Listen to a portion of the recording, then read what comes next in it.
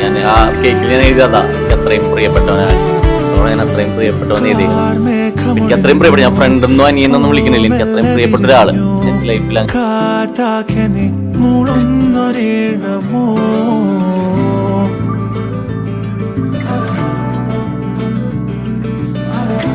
Boys അങ്ങനെ ഞങ്ങക്ക് brothers ഒന്നുമില്ല. അപ്പൊ രഞ്ജിൻ ചേട്ടനായാലും ആദൂനായാലും വിഷ്ണു എല്ലാവരും വരുമ്പോ നമുക്കൊരു ബ്രദറാണ്.